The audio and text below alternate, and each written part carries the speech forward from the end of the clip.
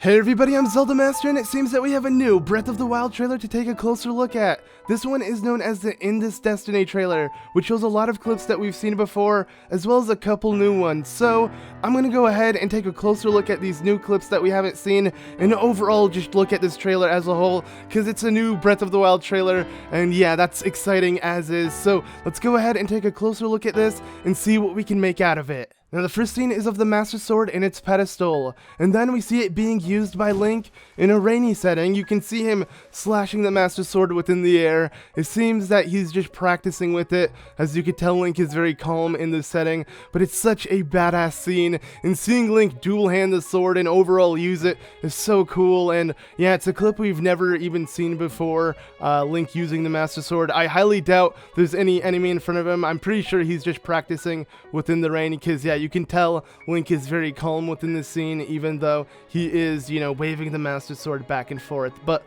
the next scene, we have a scene of the goddess statue, and you can see the moon behind it. It's a very beautiful scene. The scene reminds me of when we saw Zelda bathing in a spring, and I believe she was standing in front of one of these, like a goddess statue, of course, and this could be the same spring. I'm not entirely sure, but yeah, overall, we've seen only the goddess statues within Skyward Sword, and now they're making a return within Breath of the Wild, so we're going to be seeing a lot of these goddess statues, and they're obviously going to symbolize something pretty important. I have a feeling some of them, will be in springs, like I want to say this one. We can't really tell if it's in a spring, because we don't really have a good view of it, but we do know that this game is going to have a lot of goddess statues, similar to Skyward Sword, so we're going to be seeing a lot of these throughout the game. The next scene is of the town being completely destroyed by the army of guardians. It's a very tragic scene, though we've seen it before, and what's really funny is the scene right after that is the complete opposite. And what I mean by that is this very peaceful flower scene. Now, we've seen this flower scene before several times within trailers, and it doesn't really tell much, but the scene right after that, you can see Zelda trying to pick it, or just overall interacting with it, and it definitely makes you wonder. I mean, clearly this flower must be important. We've seen flowers similar to this surrounding the pedestal of the Master Sword, as well as on the game's logo. I mean, you could see a silhouette of that exact flower on the Z in the Legend of Zelda logo for Breath of the Wild. So yeah, it definitely raises a lot of questions. What does this flower mean? Why is Zelda interacting with it? Could it lead to like where the Master Sword is, and where like a bunch of those flowers lie, around the pedestal? Maybe that's one, because you can see only one of these within this huge land of grass. I mean, you could tell there are other flowers in the back, but clearly they're not the same as this one. So this one is standing out, and Zelda seems to have noticed it, so it might mean something very important. I'm obviously not entirely sure, but I'm just assuming, because this is Breath of the Wild, we're going to get a lot of wildlife, a lot of nature within this game, so it would only make sense for it to maybe reference something with this flower. So I don't really know, but yeah, overall a very interesting scene. And I mean, if Nintendo is going to show us this, we gotta speculate it, because why is Nintendo randomly showing us Zelda interacting with the flower? What, is she just gonna pick it up, just checking it out? I mean, yeah, clearly it means something. But anyways, on to the next clip. So the next couple scenes is of a couple towns, as well as just a landscape with Link, adventuring throughout the lands of Hyrule. Stuff we've seen before, nothing completely new. But once after we see a couple of these quick clips, we then see a scene of Link and Zelda walking, and you can see that Zelda is focusing on something. Link is just following her around. It looks familiar to something we've seen before, and then the camera angle changes to show you exactly what scene this is. And yes, we have seen this scene before. That is of Zelda holding to what it seems to be the Sheikah Slate, and maybe guiding Link, and Link must follow her throughout her adventure, because what we see right after that is a scene of both Link and Zelda riding off into the sunset on horses. So yeah, clearly Link is tagging along with Zelda on some sort of adventure. One of them is leading the way. Maybe Zelda has a Sheikah Slate. This could be set in the past or the present. A lot of you guys tell me that this might be in the past. I don't know why. I have a feeling it might be in the present. Just because I feel like Zelda looks a little bit different than, what we've seen. At least what I speculate to be the past is with Zelda with the white dress, and then Zelda with the blue dress, dressed similar to Link. could be her in the present, but obviously we might be wrong. This might be a scene within the past, and if it is, that's cool, but I do want Link to interact with Zelda within the present. I mean, it'd be really, really interesting to have a similar mission like the escort mission within Twilight Princess, where you're supposed to escort Telma, Ilia, as well as the Zora Prince all the way to Kakariko from Hyrule Field. And, you know, you gotta make sure you take care of them, as well as, you know, you get to the other side as well. So overall, it's really cool because, you know, you have to interact with another player and help them out. Even though they're just an NPC, it's still interesting. So it'd be cool to have Zelda tag along on our adventure and follow us, or we follow her, or something like that.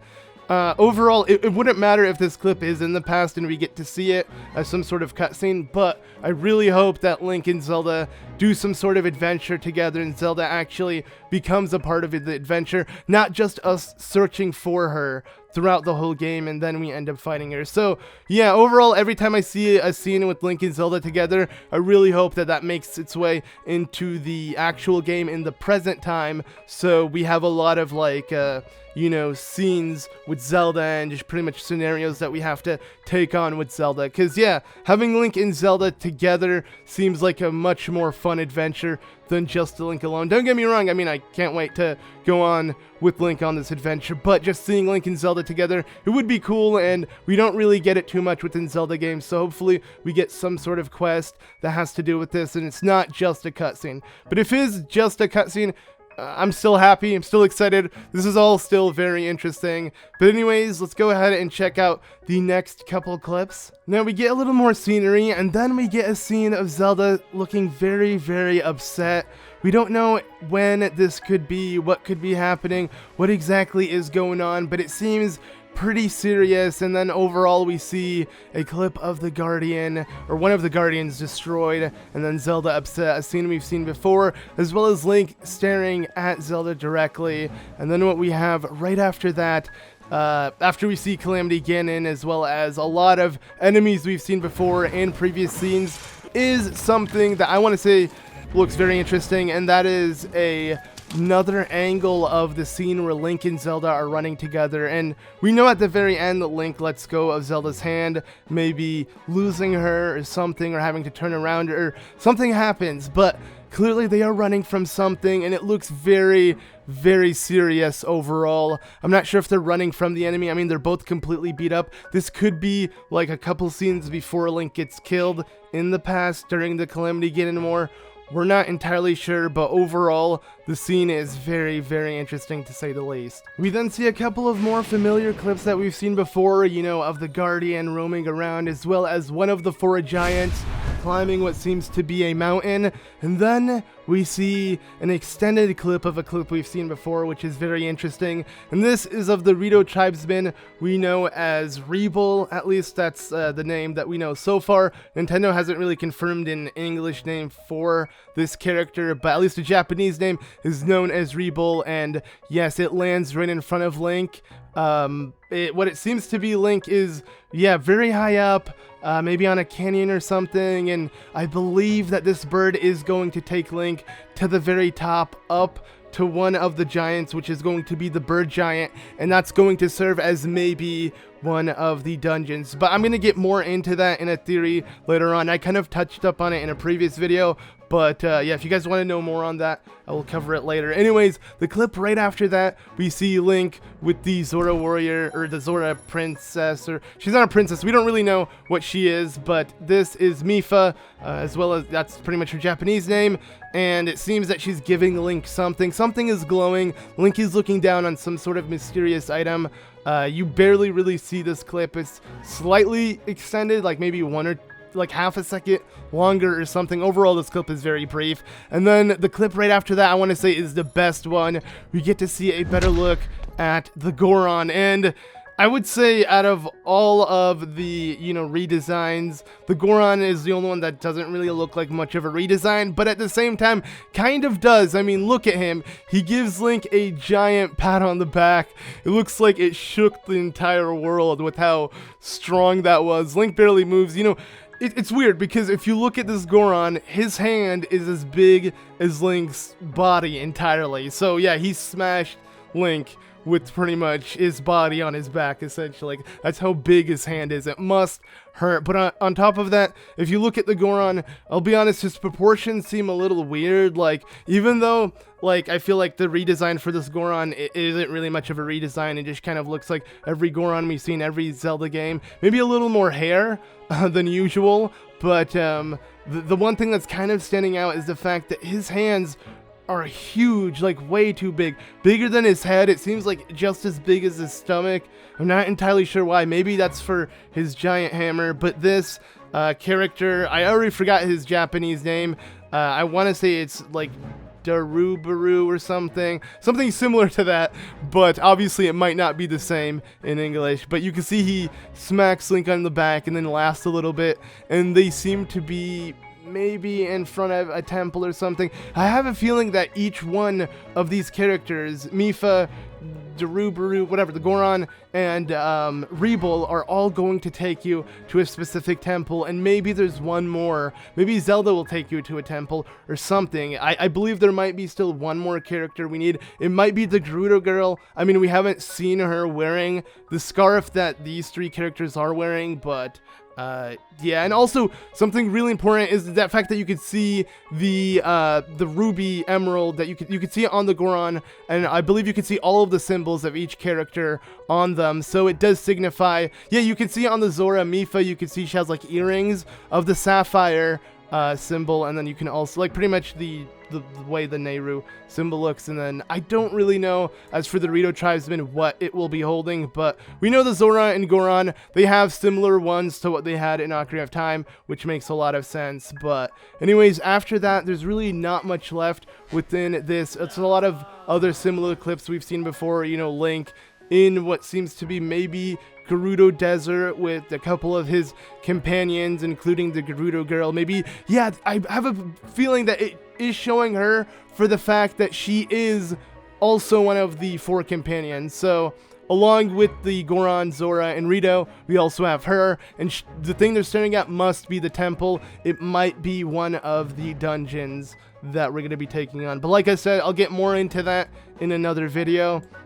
Anyways, after that, we see another scene, the scene that we've seen before in the Japanese trailer of Link protecting Zelda with the Sheikah warrior underneath him. We still don't really know if this is in the past or the present, and if Link is, if Link took out the Sheikah warrior, or what the Sheikah warrior has to do with this, who Link's fighting. Overall, we can't really tell what's going on too much within this clip. Very intense clip, to say the least, and then that's pretty much it.